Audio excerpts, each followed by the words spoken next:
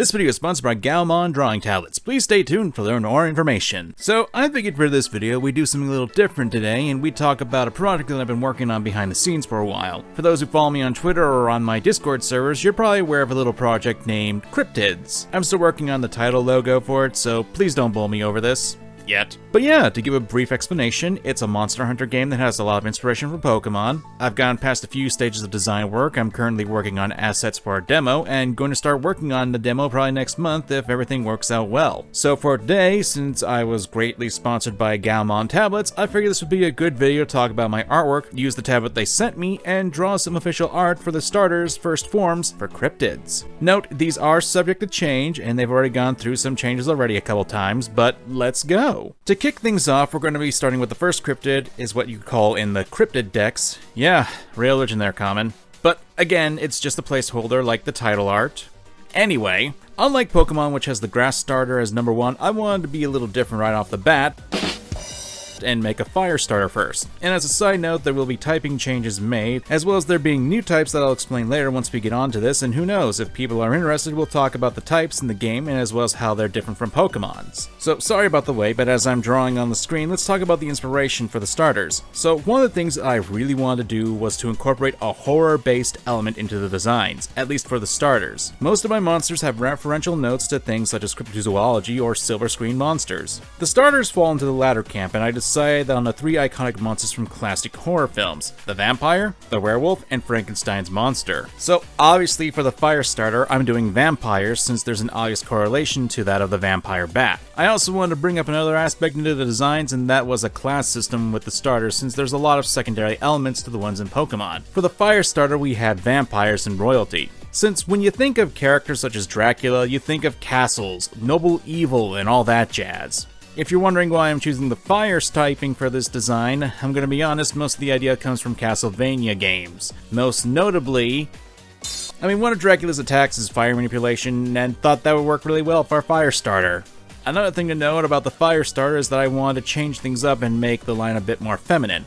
Personally speaking, I prefer breaking conventions of art, and a lot of the fire starters in Pokemon often have more masculine traits more often than not. By breaking that kind of tradition, I feel at the very least I'm doing more to stand out from the original Monster Catcher game. And with that, we have Countach. To point something out, these designs are still in their second concepts, so they're subject to change and would love to get feedback on these. To help with that, I'd figured I'd take a page out of Subjectively's playbook and include a small entry to help explain what the cryptid does. My take on a Pokedex entry, really. Countach, the Spark Bat Cryptid. Known as the Children of the Night Sky, a cauldron of Countach can be seen flying on clear nights. This is due to the fact that their wings have the ability to produce small sparks and even cinders when flapping fast. Countach have a nasty habit of biting other cryptids, and even humans at times, not with malicious intent, but with the intent of strengthening their teeth. Because of this, a saying arose with the youth where leaving a mark after a passionate kiss is called a Countach bite.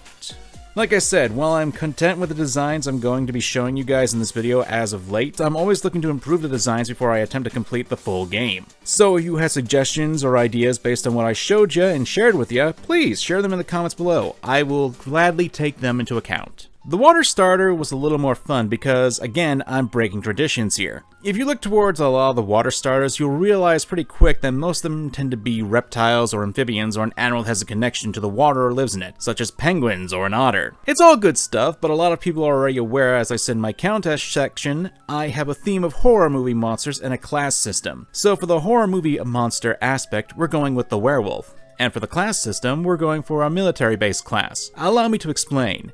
The werewolf. One of the biggest factors that most people know about the monster is that in order to transform into a werewolf, you have to be exposed to the light of a full moon. And as a lot of people will tell you, the moon has the ability to control the tides of the ocean. And BAM!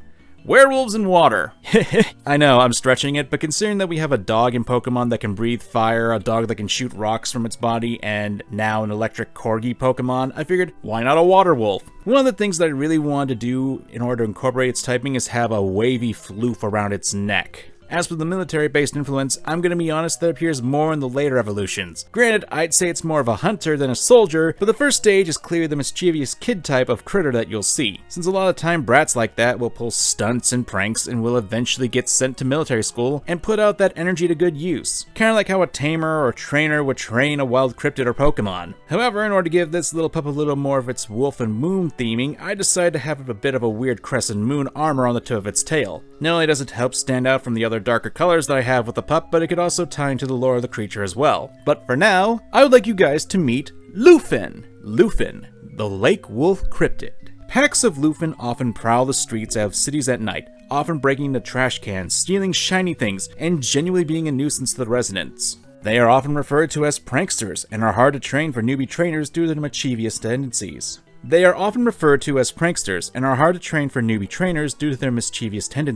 Lufin are said to be mesmerized by the full moon when it reflects against the surfaces of a body of water and will howl loudly. Whether it be out of joy, sadness, or envy, researchers are still studying to find out why. I hope you guys enjoyed Lufin and Countess, but before we continue to the last starter, I think now's a good time to get to the sponsor of this video.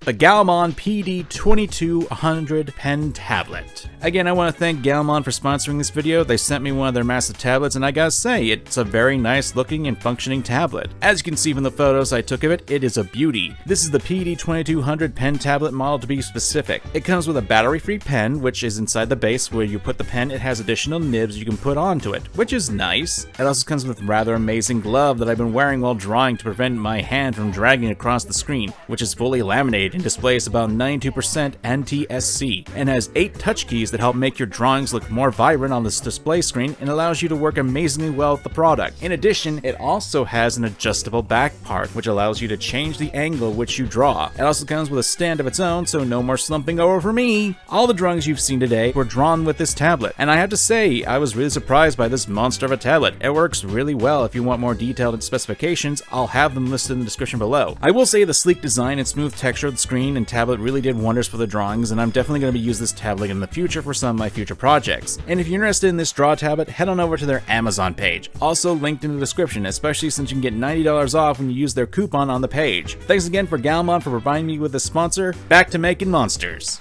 Finally, we have the grass starter, and I'm going to be honest, it was the hardest for me to design and keep in line with the other 2 starters. While I stated that in the Countess segment that it's good to go against traditional design philosophies, at the same time you really can't go too far against them because you want to have a cohesive theme to go along with it. For the grass starter, I wanted to keep the idea of Frankenstein's monster, but unlike the vampire and werewolf that had clear animal analogs to them, Frankenstein's monster is a purely humanoid creature. After all, he's made up of stitched up body parts from dead people, and while I'm not against the idea of humanoid Pokemon or having humanistic traits, having a starter that looked more and more like a human than the other 2 would be a bit too much for me, even for me trying to go against the standards of Pokemon. So the idea I had was to work to combine it with another monster and mix it. After all, while I like Frankenstein's monster, you gotta do that. And yes, I know a lot of people are going to complain that I keep saying Frankenstein's monster instead of Frankenstein, and I regret to inform you all that I'm in the camp of Frankenstein was the doctor who made the monster, so I have to go with it. It's pronounced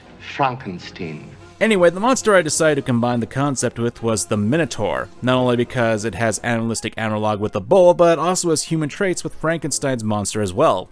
Honestly, when coming up with the designs for this little guy, I thought about how I could incorporate the typings into his design, essentially grass. I had toyed with the idea of giving him a little tuft of leaf-like fur on his back, but thought that'd be too much. And then I thought, well, I'll just give him bolts in the body. Now, I know that sounds counterintuitive since I'm essentially designing this to be a steel type. However, to counter that, I figured I'd have a more bushy green fur on his body, making him seem more like a messy bush. Now, I think I could do a lot better, but hey, that's why I'm here to talk to you guys about this and get feedback. So give me that feedback with these starters as I'm looking to make some really good monsters. To get back to the themes, I wanted to go with a peasant class for the little guy, making him more timid than anything else, which is also why I wanted to go with more restrictive pose for the guy because I envisioned this cryptid to be a bit of a recluse. So, meet Franos. Franos, the wild horned cryptid. Due to the odd physical evolution, wild Pharanos have developed weird stomach digestion that allows them to eat various forms of metal and absorb it into their bodies with no active issues to their health. Because of this, there have been several reports of Pharanos eating discarded metallic trash in the forests, giving the species the nickname Guardian of the Forest. The metallic protrusions on their body are a result of high metallic diets. Eventually, the protrusions will fall off their body and will regrow after time. So there you go, Countess, Lufin, and Pharanos. These are the first cryptids I made for my project, and I'm looking for feedback. While I'll be working on my demo and will be using these current designs in my game thus far, I'm not opposed to changing them when I get to the next stage of game development. So down in the comments below, give me your thoughts on these little guys, and while I have shown the second stages on my Twitter and here on YouTube, I'd love to get what concepts you guys came up with these guys, where these guys will evolve into as well. I want to thank Gaomon again for their support of this video, and be sure to check the description to see how you can get their tablets with discounted price coupons. I'm MangaKamen, and thanks for watching. Smash.